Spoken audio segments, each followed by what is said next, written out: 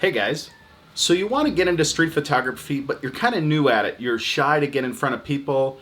It's hard for you to interact that way. So today I will give you a very fun alternative, and it's called on the bus photography. Okay, and so what I will do is I will show you the photos that I had taken on the bus ride from the top of Cebu in the Philippines to the bottom of Cebu Island, and you get to see the photos that are possible that you can take on a bus ride, and at the end I will give you the tips and tricks. All right, so let's check it out. Click, click, click, click and a pick it. Click, click, click, click and a pick it. Click, click, click, click and a pick it. Click, click, click.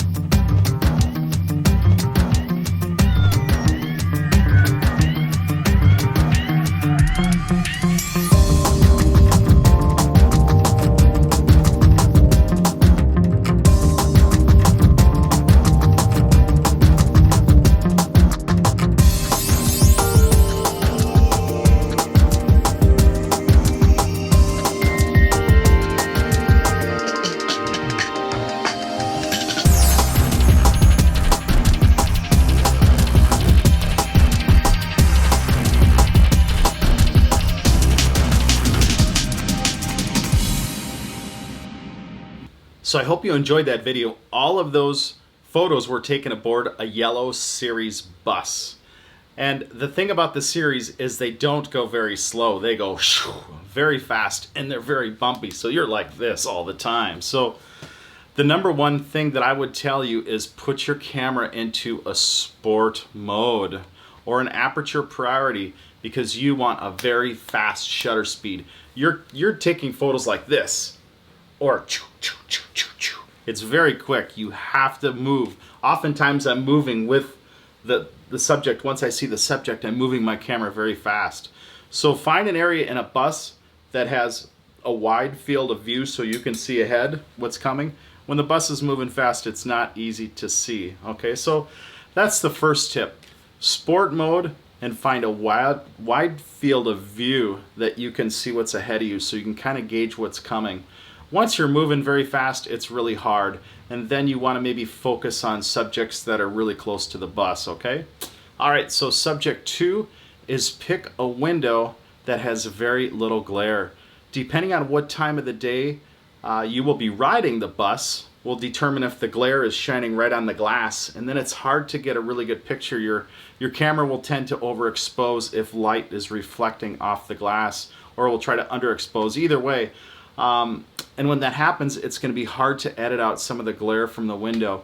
In some of my photos, you will see some glare from the window, but that's pretty normal. In the best case scenario, you won't get any, but it's still part of the moment. You're capturing something that is different. So if you get a little glare, you get a little glare. It is what it is. All right. So that's tip number 2. Try to find a window that doesn't have a lot of glare. Usually at the top of the day, the sun will shine down from the top and there won't be a lot of glare on the sides of the windows, okay?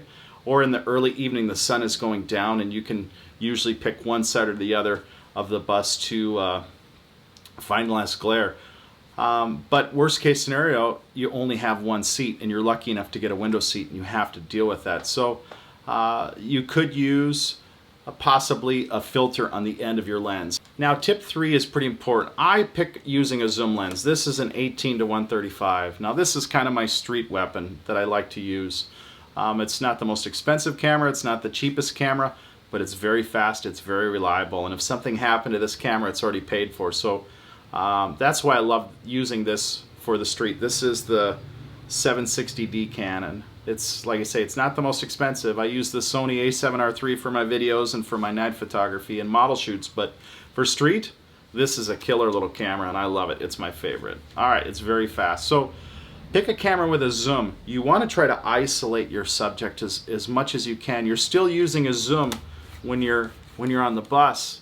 As crazy as it seems, there will be times where your bus will slow down and you'll want to zoom in on a subject, and that is pretty key. That's where your zoom is your best friend. And you could use a camera zoom, but what happens is the more you zoom, the less stability you have in a phone camera. You need to be very stable, otherwise you're going to have a lot of shake. And the bus is bouncing around enough as it is, so it's really hard to get a really clean shot unless you're in a sports mode and you have a very fast shutter speed. It is possible with a new phone, but you're not going to get as many good shots. Okay, so be warned. If you have a camera with a zoom, that's more ideal. You could use your camera zoom, but it's going to be harder to get clean shots without motion blur. Okay? Now be prepared to take a lot of shots. I think I took maybe 400 shots.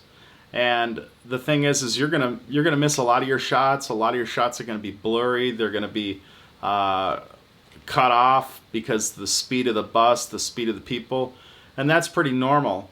But your shots are gonna have different angles from different perspectives that are gonna make it very worthwhile. So shooting from this vantage point is quite unique, and it's very interesting, and it'll give your shots more of an edge than if you were to stand on the street and just take a bunch of shots. So if you compare these, they have a little bit more of a dynamic oomph. So it's a really fun medium. Even if you're used to normal street photography, you can catch different mediums and different vantage points from being on a bus. All right, so hopefully those things helped you. Throw me some feedback. Give me your thoughts. Have you tried bus photography before? And if you have, let me know. All right, so if that's helped you, please throw me a like, click subscribe, and let's grow together. Thank you. Click, click, click, click and a pick it. Click, click, click, click and a pick it. Click, click, click, click and a pick it. Click, click, click.